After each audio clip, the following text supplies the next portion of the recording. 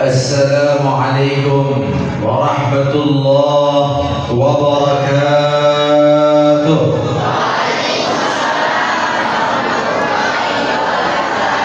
Alhamdulillah wassalatu wassalam ala Rasulillah Muhammad ibn Abdullah wa ala alihi wa sahbihi wa man wala.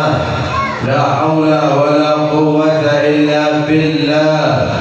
Ashhadu an la ilaha illallah wahdahu la syarika lah wa ashhadu anna sayyidana wa nabiyyana wa qudwatina wa nur qulubina wa maulana Muhammad abduhu wa rasuluhu la nabiyya ba'da. Subhanaka la ilma lana illa ma 'allamtana innaka antal alimul hakim wa tub 'alaina innaka antat tawwabur rahim. Rabbi ishrah li sadri wa yassir li amri wahlul 'uqdatam min lisani yafqahu qawli wa saddid lisani wahdi qalbi bihaqqi sayyidina Muhammad sallallahu alaihi wa baraka wa sallam. Amma ba'd. Yang saya hormati, yang saya ta'zim, yang saya muliakan segenap kepada para kiai, para asatidz, tokoh agama, tokoh masyarakat yang saya tidak disebutkan namanya satu persatu, wabil khusus guru kita semuanya, pengasuh pondok pesantren di Dalulat, sekaligus ketua DPC FPI Sumber Cirebon, Ustaz Wildan Al-Aqsa. Mudah-mudahan mereka semua diberikan sehat walafiat, panjang umur, istiqamah. Amin ya rabbal. Benar kepada pemerintahan semua ikut andil dalam suksesnya acara malam hari ini. Mudah-mudahan mereka semua diberikan sehat walafiat, panjang umur, istiqamah. Amin ya rabbal. Hadirin hadirat, ibu-ibu, bapak-bapak, para pemuda, para pemudi yang dirahmati oleh Allah. Alhamdulillah. Kurang semangat, alhamdulillah. Kurang kencang, alhamdulillah.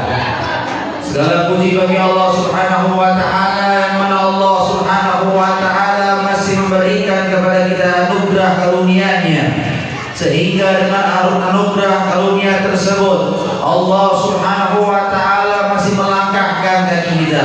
Allah Subhanahu wa taala masih menggerakkan hati kita untuk senantiasa berkumpul di acara yang mulia, di tempat yang mulia. Mudah-mudahan kita semuanya dijadikan hamba-hamba yang mulia. Amin ya rabbal. Hadirin hadirat yang dirahmati Allah, saya mau nanya sebelumnya, jawab yang kompak, yang semangat. Setuju? Siap? Saya mau nanya semuanya, langsung bapak-bapak, ibu-ibu. Bapak-bapak, ibu-ibu, rizki yang ibu-ibu, bapak-bapak pengenkan hari ini, malam ini, kira-kira apa? Nah, jawab yang jujur. Rizki yang pengen ibu bapak inginkan malam hari ini, kira-kira apa? Antara duit dan sehat, yang mana kira-kira ini?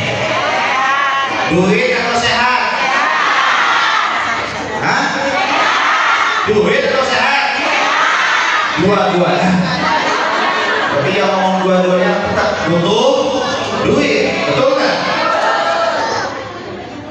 Hadirin hadirat, manusia zaman sekarang menganggap rezeki yang paling besar, rezeki yang paling tinggi apa?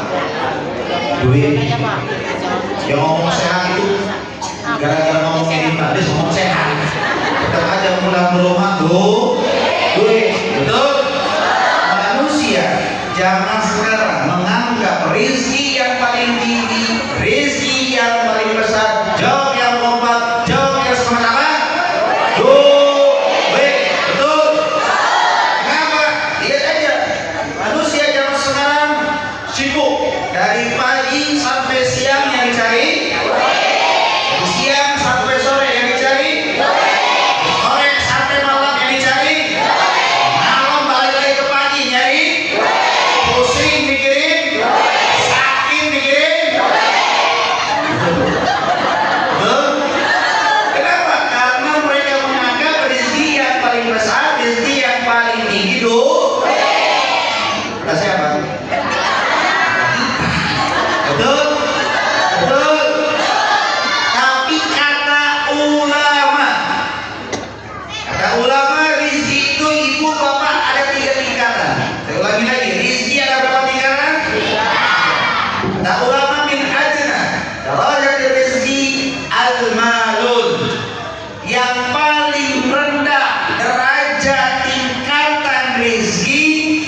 yaitu harta alias duit. Ulangi lagi, kata ulama, tingkatan rizki yang paling rendah apa ibu? Duit. Wa a'la darajat rizki al-afiyah, yang paling tinggi derajat rizki kata ulama sehat. Lagi-lagi, yang paling tinggi derajat rizki menurut alim ulama apa? Yang paling rendah apa? Yang paling tinggi apa? Siapa? Nih kata kita, yang paling tinggi sehat nomor 2. Betul? Betul? Kenapa ulama menempatkan sehat paling tinggi ya rizki, paling tinggi yang dikatakan rizki dibanding harta? Ibu, bapak, bayangin saja. Saya doakan semua yang hadir di sini mudah-mudahan jadi orang kaya semuanya. Banyak duit semuanya. Amin ya rabbal. Kalau yang mau pengen jadi orang kaya, dia kabeh. Pengen jadi orang kaya, pengen nggak banyak duit. Saya mau nanya, kalau banyak duit duitnya mau dipakai apa? Sedekah. Alhamdulillah. Si jawab anaknya, orang tuanya menang kabeh. Kalau banyak duit mau dipakai apa duitnya? Sedekah, apalagi? Ibadah, apalagi? Umroh. Iya, duitnya nggak ada. Coba kalau duitnya ada, nggak ingat sedekah, nggak ingat umroh, nggak ingat ibadah, yang diingat apa? Belanja. Betul? Ada orang kaya, ibu bapak, ada orang kaya banyak duit, di meja makannya komplit, semuanya ada, sate ada, soto ada, hasilnya apa? Jamblang ada, apalagi kentang mustofa ada, komplit semuanya. Saya mau nanya, jawab yang kompak ibu bapak semuanya. Beli sate pakai apa? Beli jamblang pakai apa? Beli kentang mustofa pakai apa? Beli soto pakai apa? Maklum, banyak duit. Komplit. Subhanallah, ibu bapak ketika dia mau makan pun maaf, sakit gigi. Sakit apa? Gigi. Kira-kira nikmat gak satenya? Nikmat gak sotonya? Nikmat gak jamblangnya? Kenapa? Sakit gigi. Baru sakit gigi. Menandakan ulama itu betul, percuma banyak duit, percuma tinggi jabatannya kalau badannya tidak sehat. Alhamdulillah. Makanya ibu bapak bersyukur malam hari ini, walaupun memang keadaan ekonomi sekarang lagi tidak baik-baik saja, karena kelihatan wajah-wajah semua yang hadir lagi pusing mikirin duit, betul nggak? Tapi jangan jadikan itu semua kurang syukur sama Gusti. Walaupun mungkin ekonomi sedang sulit, duit sedang susah, tapi ibu bapak, Allah masih ngasih malam hari ini ke ibu, Allah masih ngasih malam hari ini ke bapak rizki yang paling besar, rizki yang paling tinggi bagi harta, yaitu sehat. Alhamdulillah. Badan sehat uang bisa dicari, betul? Badan sakit bisa cari duit? Tidak. Betul? Oleh karenanya ibu bapak yang dirahmati Allah, syukur alhamdulillah, Allah masih gerakkan hati kita, Allah masih mudahkan langkah kaki kita untuk senantiasa berkumpul di tempat yang mulia, di acara yang mulia. Maka ini ada rizki yang paling besar yang Allah berikan kepada kita semuanya. Alhamdulillah. Mengapa? Karena ibu bapak, duduknya bapak iman istatin seperti malam hari ini, dudukan yang tidak bisa dibayar oleh harta, dudukan yang tidak bisa digantikan oleh pangkat jabatan. Mengapa? Karena hadiahnya langsung dari Allah, surganya Allah Subhanahu wa ta'ala. Amin ya rabbal. Amin ya rabbal. Dalam satu hadis Rasulullah SAW katakan, "Idza marartum bi riyadil jannah farra'u." Katakan itu Rasul, jikalau di antara kalian melewati taman-taman surga yang ada di dunia, maka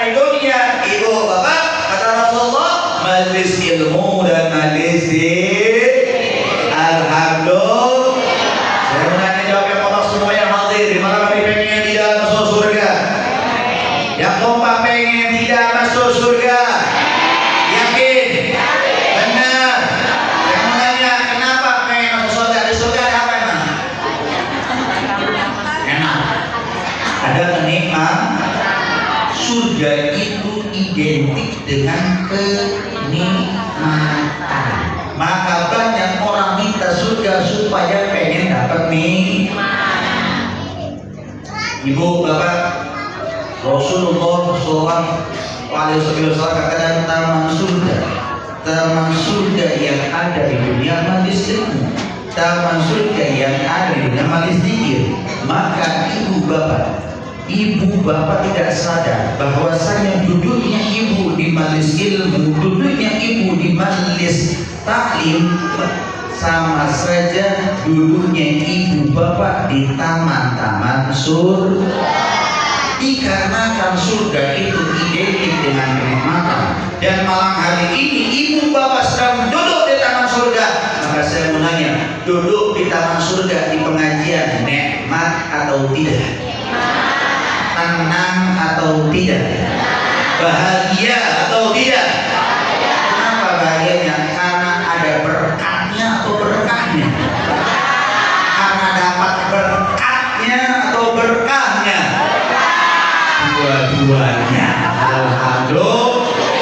Ya, ngomong berkah tetap baik. Kalau nggak bagian berkat ngomongnya di belakang. Betul? Alhamdulillah. Maka lihat saking nikmatnya duduk di taman surga di pengajian. Coba lihat, mau pengajian di mana saja, mau siapapun ceramahnya, waktunya mau kapanpun, mau pagi, mau siang, mau malam, pasti kalau di pengajian banyak yang ngantuk alias nunggu. Betul? Ada yang ngantuk? Ada yang ngantuk? Yakin lagi nikmat. Alhamdulillah. Sekarang saya mau nanya secara logika nih.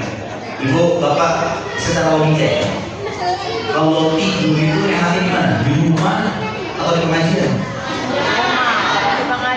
Jujur, secara logika, kalau tidur enaknya di rumah atau di pengajian? Ya di rumah. Pengajian di mana? Di rumah. Kasur ada, betul. Bantal ada, betul.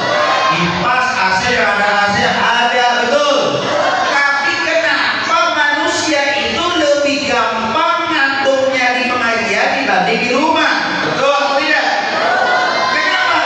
Karena di pengajian hati tenang, saking tenang pikiran tenang, saking pikiran tenang akhirnya ngantuk. Betul? Coba di rumah, walaupun fasilitas tidur komplit, dari kasur, dari bantal, dari selimut semuanya komplit, tapi kadang-kadang kita susah tidur di rumah. Betul? Kenapa? Karena kalau di rumah banyak pikiran, bikin hutang, pikiran cicilan, betul nggak? Tapi karena ke pengajian, walaupun hutang ada, cicilan ada, hati tenang, pikiran tenang. Oleh karenanya hadirin hadirat, ibu bapak menandakan mencari ketenangan di dalam hidup bukan karena banyaknya duit. Mencari ketenangan di dalam hidup bukan karena jabatan yang ada di pundak kita, tapi Allah Subhanahu wa taala dalam Al-Qur'an mengatakan, kalau kita pengen hidup tenang, kalau Anda pengen hidup bahagia, Allah sudah kasih tahu dalam Al-Qur'an, alladzina amanu wa tatma'innal qulub bi dzikrillah, ala bi dzikrillah tatma'innal qulub. Orang-orang yang beriman, yang menenangkan hatinya dengan zikir kepada Allah Subhanahu ala bidzikrillah tatma'innul qulub. Karena sesungguhnya hanya zikir kepada Allah yang mampu menenangkan hati. Ibu, bapak, kita hidup di dunia ini, saya semua yang lihat, yang hadir itu pasti semua yang hadir di malam hari ini punya masalah. Betul? Semua yang hadir kelihatan aja dari wajahnya pasti penuh dengan masalah. Ada nggak yang sekarang hadir pengajian nggak punya masalah? Ada? Mustahil. Semua pasti punya masalah, betul? Makanya kadang-kadang dengan masalah tersebut hati kita gelisah. Kadang-kadang manusia dengan masalah tersebut hatinya susah, betul? Ya akhirnya yang ditimbulkan apa? Karena hatinya gelisah, karena hatinya susah, yang timbul dalam pikirannya pikiran-pikiran negatif, akhirnya dia melakukan dan mengharap untuk mendapatkan apa yang dia inginkan. Betul tidak? Karena ibu bapak, kalau ibu bapak hidup di dunia nggak mau punya masalah, susah. Gak ada ceritanya orang hidup di dunia nggak punya masalah. Kenapa? Al-Quran yang mengatakan, ibu, Al-Quran yang mengatakan kepada kita bapak, laqad khalaqnal insana fi kabad, telah Aku ciptakan manusia di dunia penuh dengan masalah. Jadi nggak bisa lepas. Selama kita hidup di dunia pasti ada masalah. Terus caranya gimana, Bi? Kalau saya hidup pasti nggak lepas dari masalah, terus caranya gimana, solusinya? Jangan khawatir, Ibu. Jangan khawatir, Bapak. Semua orang pasti punya masalah, tapi perlu ibu bapak tahu bahwasanya Allah tidak akan memberikan masalah di luar batas kemampuan hambanya. La yukallifullahu nafsan. Pegang itu ayat, renungi itu ayat, karena ayat inilah ayat yang mampu menegarkan hati kita, menenangkan hati kita. Ketika kita terbebani oleh masalah, ketika kita terbebani oleh musibah dan ujian, ingat ucapan Allah. Allah gak akan ngasih beban suatu hamba di luar batas kemampuannya. Artinya ketika ibu dan bapak dikasih masalah, Allah satu paket memberikan kepada ibu dan bapak solusi dan jalan keluarnya.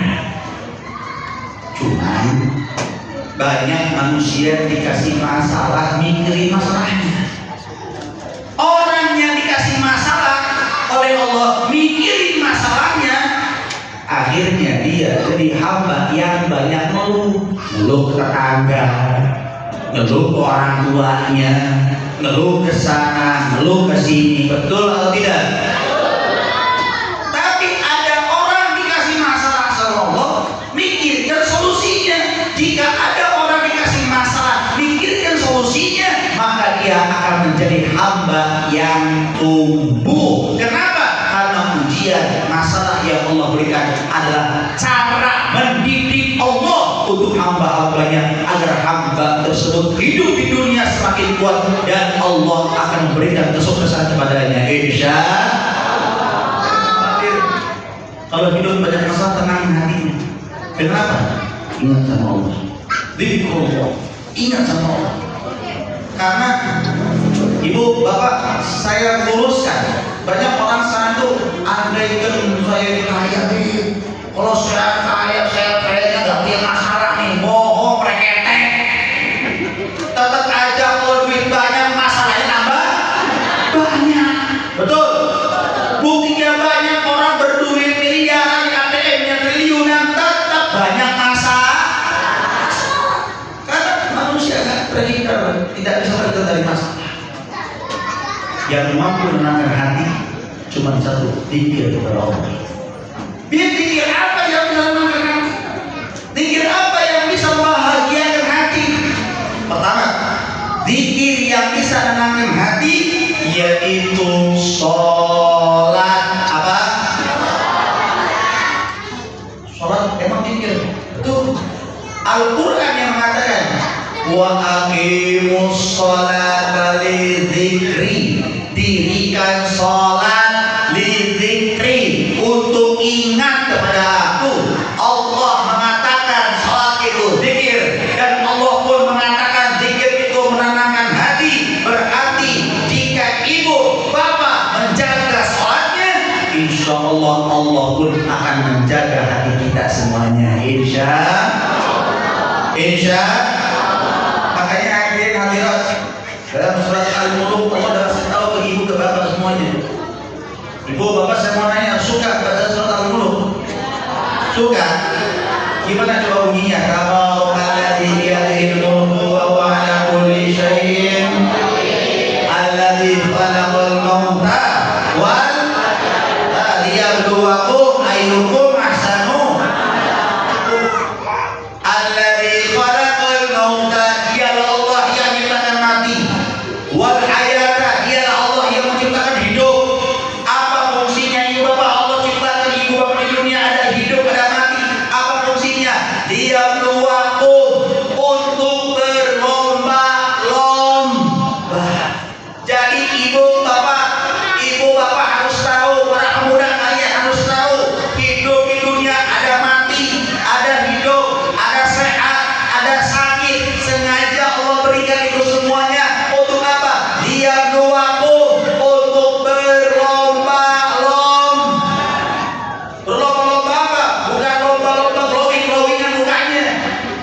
bukan lomba kaya-kayaan, bukan lomba alim-aliman, bukan lomba mulia-muliaan, bukan lomba-lomba dan lain-lainnya, bukan lomba tinggi-tinggi jabatan, tidak. Allah tegaskan lomba ayyukum ahsanu amala. Siapa di antara kalian yang paling baik amal ibadahnya? Dari Islam. Jadi tujuan Allah menciptakan manusia itu untuk berlomba. Sekali lagi, tujuan kita hidup di dunia untuk berlomba.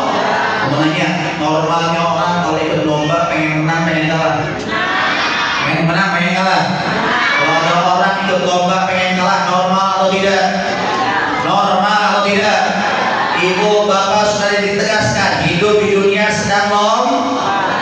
Jawab, pengen menang, pengen kalah. Pengen menang, pengen kalah. Kalau pengen menang hidup di dunia, tahu nggak caranya bagaimana? Ya. Pengen menang nggak tahu caranya gimana menang. Terus caranya bebek, caranya gimana beb? Pengen menang hidup di dunia.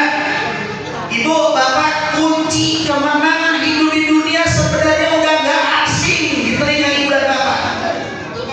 Apa yang kunci kemenangan di dunia? Kunci kemenangan hidup di dunia sudah dipaparkan, sering diumumkan, sering didengar oleh kita di dalam kalimat adzan. Dalam kalimat apa? Pertanyaannya, suka dengar adzan atau tidak? Sehari adzan berapa kali Pak Bu? 5. Subuh, adzan, zuhur, asar, maghrib, isya. Adzan sehari 5 kali. Cuman kadang-kadang kita ini sering dengar adzan, cuman responnya kurang baik sama adzan. Betul atau tidak? Sekarang saya mau nanya, ibu bapak di rumah lagi nonton TV. Ibu bapak di rumah lagi nonton TV, lagi asik nonton TV, tiba-tiba dengar adzan. Hayya 'alas shalah, hayya 'alas shalah. Saya mau nanya, apa respon ibu bapak ketika asik nonton TV dengan adzan? Pertama, kecilkan suara TV menjawab adzan. Kedua, matikan TV, lari ke masjid. Ketiga, kalau bahasa Cirebonnya mengobai. Yang mana? Yang mana? Mengobai. Tapi kedengar adzannya? Kedengar adzannya? Tapi jawaban kita apa? Nanti saja. Betul. Oke, saya mau nanya, adzan itu undangan bagi siapa? Sing ngasih rezeki siapa? Sing ngasih bahagia siapa? Sing bereskan masalah siapa? Sing nenangkan hati siapa? Yang ngasih sukses siapa? Diundang sama Allah. Jawabannya kita apa? Makanya jangan salahkan Allah kalau rezekinya menggobai. Jangan salahkan Allah kalau bahagianya menggobai. Kenapa? Diundang, jawabnya diundang sama Allah yang mau ngasih sukses, yang mau ngasih rezeki, yang mau membahagiakan hidup kita, yang mau nertibin hidup kita. Jawabannya kita apa? Sering-sering menggobai. Betul? Betul? Bu, Pak dengerin. Di adzan itu kan ada. Makanya kan kadang-kadang orang yang adzan tuh Masya Allah ya. Ketika Allah mengundang baik-baik sama ibu, ketika Allah mengundang baik-baik sama bapak, Allah ibu bapak mengundang ibu, mengundang bapak karena rindu, pengen rumahnya mestinya didatangi oleh ibu dan bapak. Pengen ibu bapak tuh geluh tuh jangan sama manusia, sama Allah dulu. Pengen diminta sama Allah, pengen diminta sama ibu, pengen diminta sama bapak. Allah tuh pengen diminta. Semakin kita manja sama Allah, semakin kita menghina di hadapan Allah, semakin kita pasrah kepada Allah, situ Allah semakin cinta sama hamba. Diundang. Kira-kira nih, Ustaz Firdan mengundang kita nih. Ustaz Firdan mengundang kita nih mau ngapain? Mau menjamu ke ibu, mau menjamu ke apa? Betul atau tidak? Nah, begitu juga Allah. Allah undang kita itu untuk menjamu ibu, menjamu bapak. Kenapa? Karena Allah tahu kebutuhan ibu, kebutuhan bapak itu banyak. Betul? Makanya diundang. diundang baik-baik datang.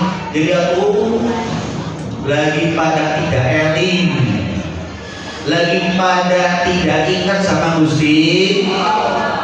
Akhirnya Allah kirim kiai di desanya, Allah kirim ustaz di desanya, diingetin sama kiai, diingetin sama ustaz. Apa jawaban masyarakatnya? Harus kiai, hidup saya gimana saya, gak usah ngatur-ngatur. Betul? Sombong. Apa? Dengerin. Kalau manusia sudah tidak terketuk hatinya diundang oleh adzan, jika manusia sudah tidak terketuk hatinya untuk mendengar nasihat para alim ulama, apa yang terjadi? Alam, gunung, tanah, laut, angin, mereka akan mengatakan kepada Allah, ya Allah, kata air, ya Allah, kata laut, ya Allah, kata gunung, ya Allah, kata tanah, ya Allah, kata angin, biar kami yang undang, biar kami yang ingetin hamba-hambamu ya Allah. Jadi banjir terjadi, gunung Semeru meletus, terjadi longsor di mana-mana, banjir bandang di mana-mana. Betul? Sekarang yang menanya, kalau sudah bencana alam, tempat paling aman untuk menyelamatkan diri mengungsi di mana? Jawab yang kencang, di mana? Mau ngapain masjid? Mau ngapain masjid? Mau ibadah, ibadah bawa kasur, ibadah bawa baju, betul nggak? Kalau sudah bencana alam, fungsi paling aman di masjid. Kenapa? Karena ke masjid bukan pengen ibadah, pengen fungsi. Pertanyaannya, kenapa fungsi harus di masjid? Yo, supaya aman. Kenapa yakin aman? Rumahnya Allah. Tahu weruh masjid itu tempat yang aman. Tahu weruh masjid itu rumahnya Allah. Tapi kenapa datangnya pas bencana alam baik? Betul? Harusnya ketika hidup mentok, hidup susah, datang ke masjid, tenangkan ke masjid. Ketika hidup lagi butuh, datang ke masjid, tenangkan ke masjid. Minta kepada Allah Subhanahu. Kan dalam Al-Quran Allah kasih tahu, wa may yattaqillah yaj'al lahu makhraja. Kita ini masya Allah baku hidup zaman sekarang itu, masya Allah zaman sekarang itu selalu mengedepankan logika, selalu mengedepankan akal. Manusia zaman sekarang sok pintar tapi keblinger. Betul? Beda kayak orang dulu. Lihat orang tua dulu, anaknya 10, anaknya 7, jadi semuanya. Sekarang orang tua zaman sekarang yang merasa paling pintar, teknologi canggih. Dulu orang tua dulu nggak ada teknologi. Orang tua dulu katanya pak paling ke sawah, ke kebun, hidupnya makmur, punya rumah, gak utang rumahnya. Betul nggak? Orang tua zaman sekarang, anak-anak muda zaman sekarang sok pintar, sok paling tahu elektronik, yang selalu mengedepankan logika, kerjanya di luar kota, tetapi tetap aja rumahnya ngontrak, banyak utang. Betul nggak? Betul nggak? Makanya orang-orang dulu, masya Allah, tabarakallah, mereka itu masya Allah orang yang cerdas.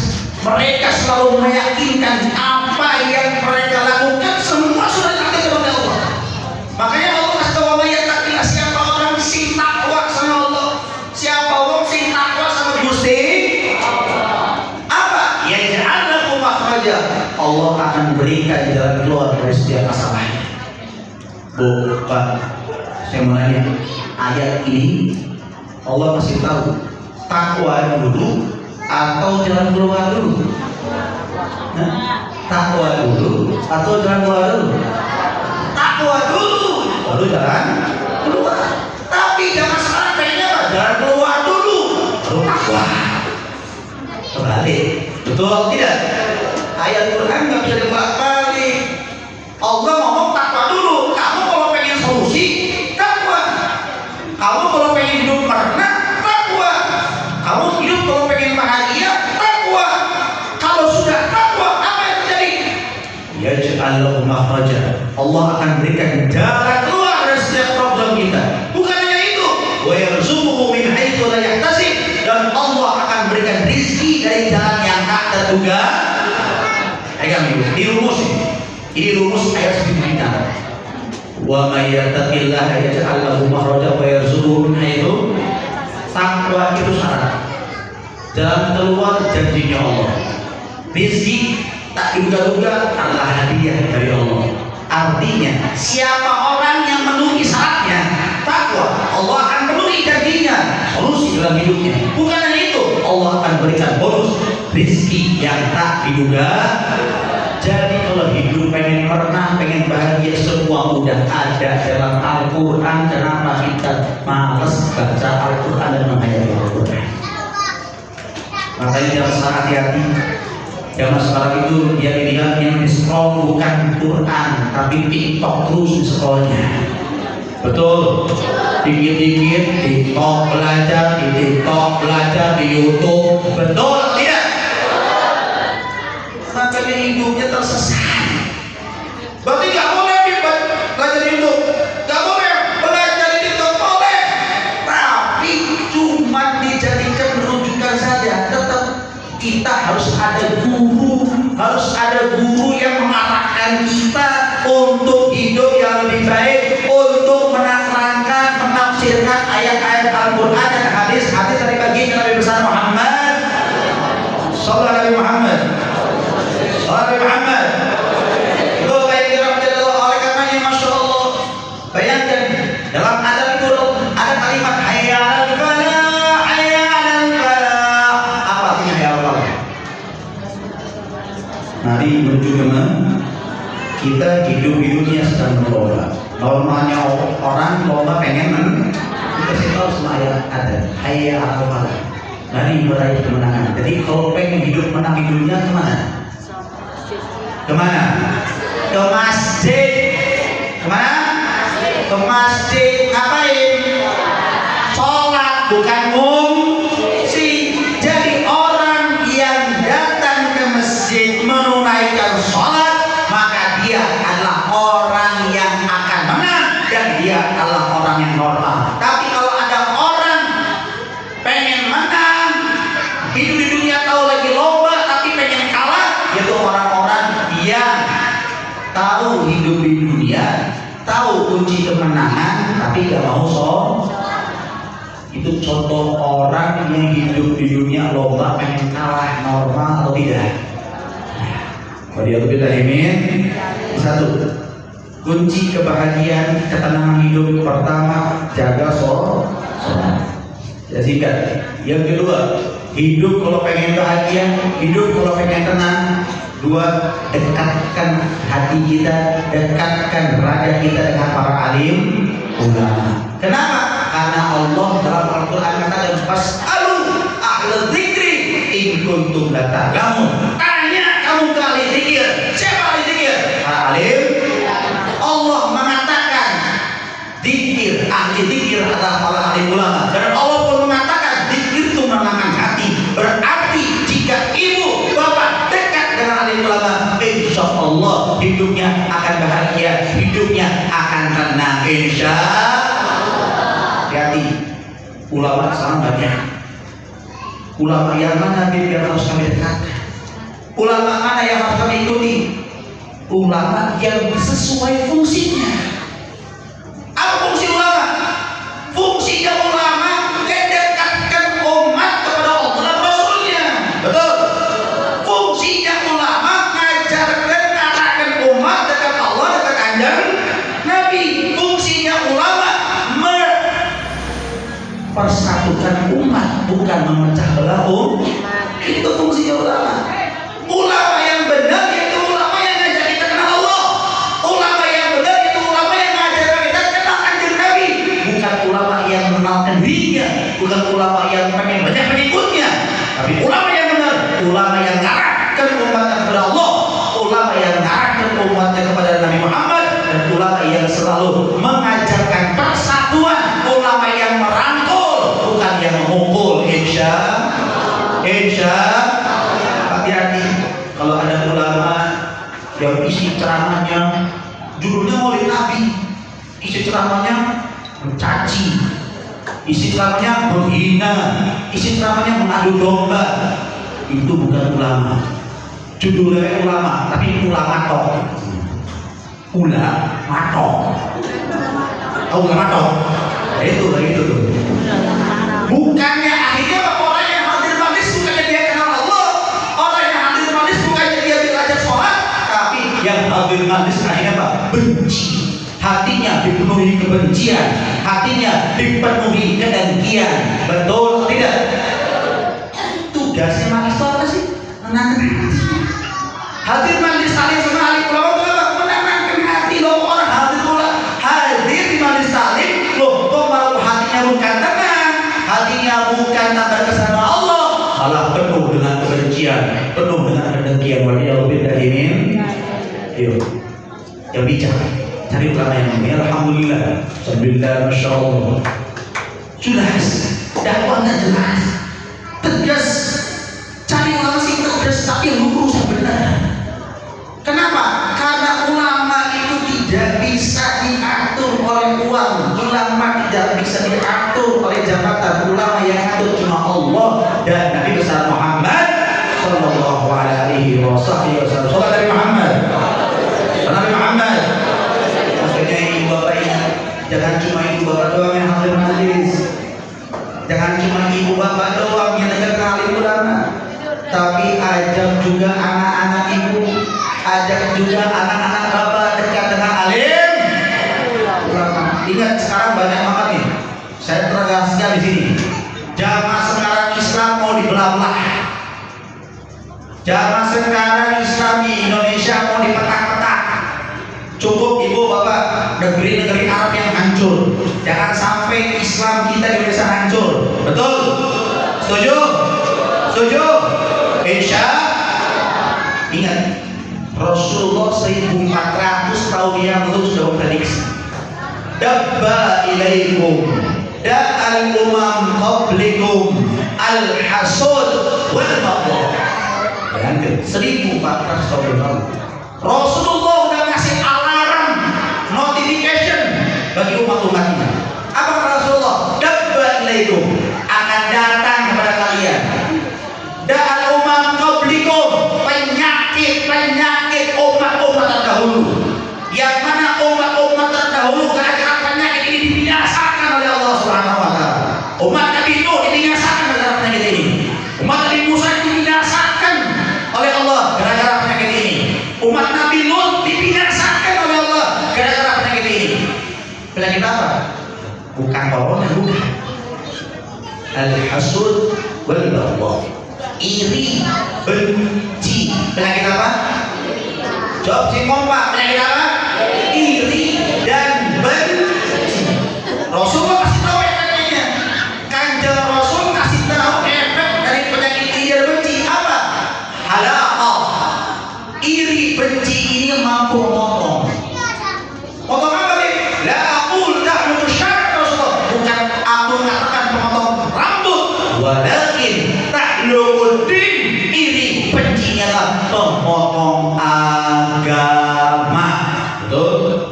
Betul? Betul? Kejadian tidak? Kejadian tidak? Jawab yang kompak. Indonesia di mayoritas agamanya apa? Agama Islam. Banyak organisasi Islam, banyak ulama-ulama di Indonesia. Pertanyaannya, bersatu atau pecah belah? Bersatu atau pecah belah? Kenapa? Saling iri, saling benci. Betul. Bahkan sekarang sudah ada ulama Yaman, ulama Nusantara, ulama Arab. Saya perjelas, gak ada judulnya ulama Nusantara, gak ada judulnya ulama Yaman, gak ada judulnya ulama Eropa. Ulama cuma satu, Wali besar Muhammad SAW. Jangan dipertaruhkan itu ulama, jangan dipertaruhkan itu ulama. Ulama satu, yaitu Wali Nabi Muhammad. Kau kalau mau nasab ulama, arahkan umat kepada Nabi Muhammad. Kau jika nasab ulama, ajak umat cinta Nabi Muhammad. Kau kalau mau nasab ulama, ajak umat untuk mengenalkan sunnah Nabi Muhammad SAW. Sunnah Nabi Muhammad. Sunnah Nabi Muhammad. Kenapa ibu bapak ya Allah, lupa cukup orang kafir kafir Quraisy dahulu lemparin Nabi dengan kolat unta. Orang kafir Quraisy dahulu lemparin Nabi dengan batu. Sekarang umat Nabi tidak sadar tiap hari sampai detik ini mereka melempari kotoran dosa di wajah Nabi Muhammad. Dengan apa? Saling benci satu sama lain. Dengan apa? Saling iri satu sama lain. Saya mau nanya, kalau Nabi Muhammad hidup, lihat keadaan umat, lihat keadaan orang-orang Indonesia, umat Islam berpecah belah, caci maki, hina sana, hina sini. Kira-kira Nabi Muhammad bangga atau sedih? Bangga atau sedih? Terus kita meneruskan itu semua. Makanya jika kita selalu meneruskan ada seperti itu, ya Allah, ingat ucapan Rasul, sibabul muslim fusuq rasul. Celak-mencelaknya di antara orang Islam menyebabkan kefasikan. Kadang-kadang kita merasa ulama waris Rasulullah tidak ingat sama ini hadis. Rasul ingatkan mencelak satu sama lain di antara orang Islam adalah menyebabkan kefasikan. Kalau sudah fasik apa? Wallahu la yahdil qaumal fasikin. Allah enggak bakal kasih hidayah sama orang fasik. Waliyadzubillahi min. Makanya ayo arahkan dulu anak-anak kita kepada alimullah, ulama yang lurus, ulama yang mengajarkan Allah, ulama yang mengajarkan anak-anak kita kepada Nabi Muhammad. Ingat itu apa? Warisan termahal orang tua bukan sawah, warisan termahal orang tua bukan mobil mewah, warisan termahal orang tua bukan kebun yang megah, tapi warisan termahal orang tua yaitu anak-anak yang saleh dan saleh.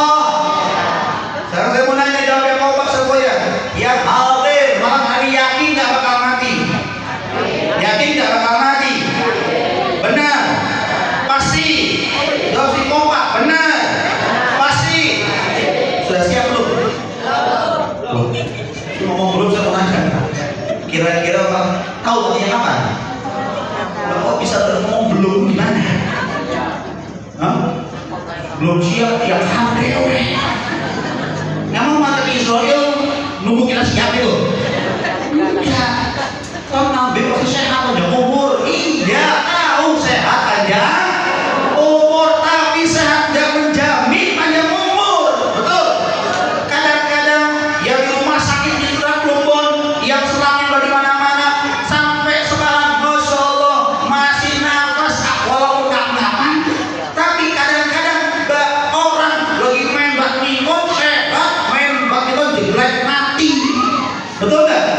Menandakan bahwasanya yang namanya kematian tidak mengenal muda, tidak mengenal tua, tidak mengenal sakit, tidak mengenal sehat, tidak mengenal kaya, tidak mengenal miskin, tidak mengenal alim, tidak mengenal tidak alim. Kullu nafsin dha'iqatul. Setiap yang bernyawa, judulnya setiap yang bernyawa, bukan setiap yang melangkah, bukan setiap yang sakit.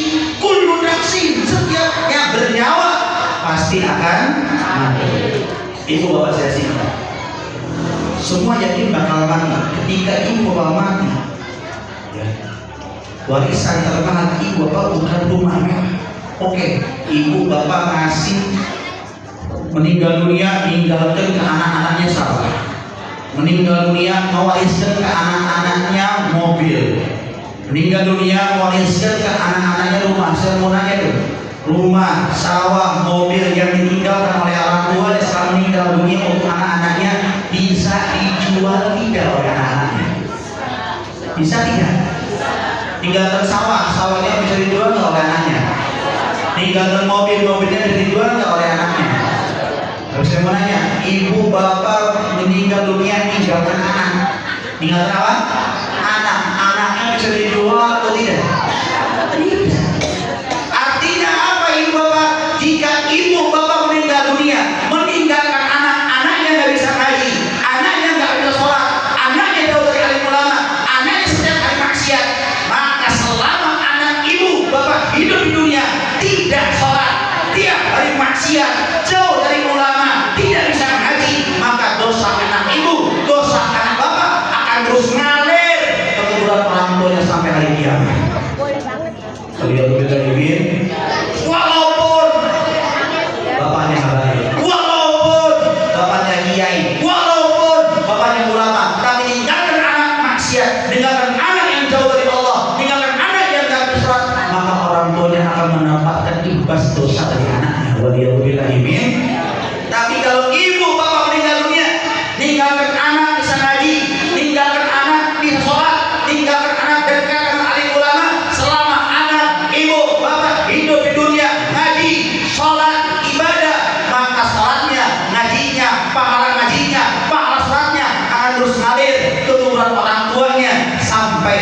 kiamat. Amin ya rabbal. Walaupun bapaknya preman, walaupun bapaknya tukang mabok, walaupun bapaknya penjudi, tapi ninggalin anak soleh-soleha, si anak ini nanti yang akan mengangkat derajat dan dengan asbab hidayah bagi orang tuanya. Insya Allah. Ayo ibu bapak, sekarang saya mengajak, ayo dirikan anak-anak kepada kata Allah. Ini zamannya zaman edan, zamannya zaman edan. Kalau jauh dari ulama nambah edan. Jadi kalau kita himin, ayo, bib. Nanti kalau anak saya mau pesantren, lulus pesantren bisa apa bib? Oh pak, jangan khawatir.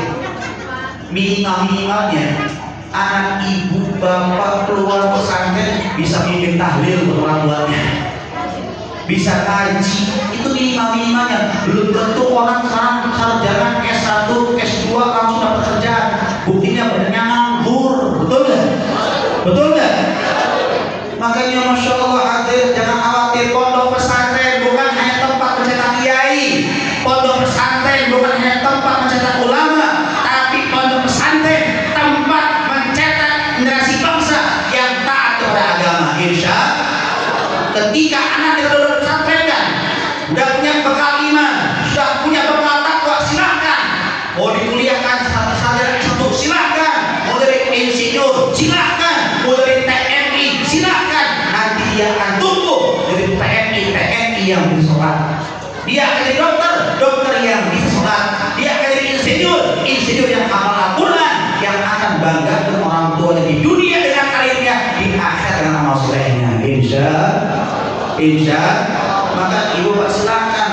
Ibu bapak punya cita-cita anak jadi TNI, polisi, insinyur, bagus. Tapi sebelum itu fondasikan dulu anak kita ilmu agama dengan para kiai, para alim, ulama. Insya. Bes, usah panjang-panjang, ceramah panjang-panjang nggak benar. Kerudung udah pada engsol semua, kopiah udah pada engsol semua. Kalau cara panjang-panjang yang akhirnya apa? Dan ceramah juga engsol akhirnya harus dalam hati. Insya mudah-mudahan semuanya yang hadir malam hari ini dibekalkan iman dan takwa kepada Allah Subhanahu Wa Taala. Inti dari ceramah saya, ayo tenangkan hati kita dengan zikir kepada Allah. Zikir kepada Allah pertama, jangan tinggalkan. Kedua, dekat dengan alim. Masih banyak lagi insya Allah bersama ibu Insya. Intinya itu aja dua.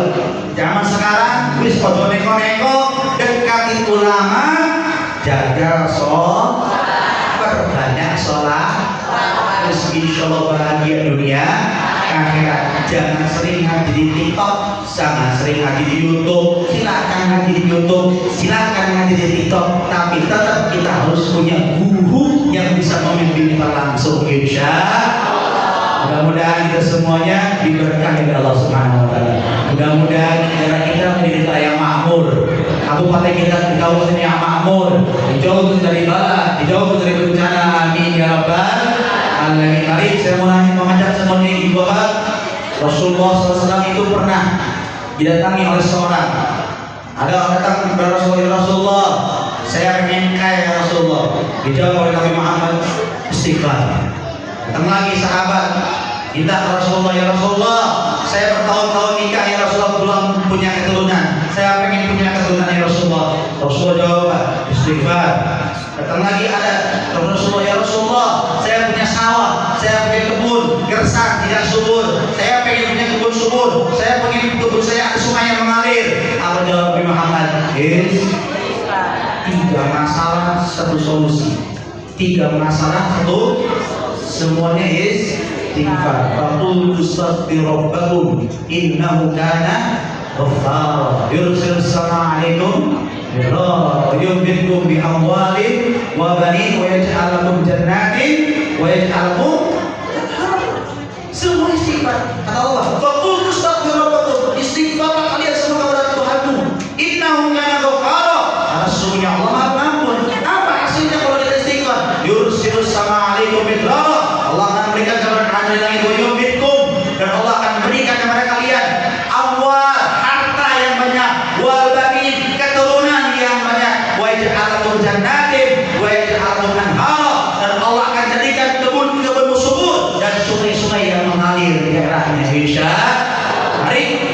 musibah, adanya bencana dikarenakan dosa kita yang tidak pernah kita istighfari. Adanya bencana, adanya musibah dikarenakan keserakahan, kemaksiatan dari kita sendiri manusia yang hidup di dunia. Mari kita istighfar kepada Allah, ingatkan istighfar kita ini mampu menghapus dosa kita. Mudah-mudahan dosa-dosa yang menghambat rezeki kita, dosa-dosa yang menghambat kita punya keturunan, dosa-dosa yang menghambat jodoh tak kunjung datang, dosa-dosa yang menghambat hati bahagia, hati tenang, dosa-dosa yang menjadikan penyakit tak kunjung sembuh. Mudah-mudahan yang istighfar kita manis ini ampuni oleh Allah dan semua yang terhalang dilancarkan oleh Allah Subhanahu wa taala. Amin ya rabbal Astaghfirullah rabbal Astaghfirullah. Barang-barang yang kompak yang semangat. Astaghfirullah.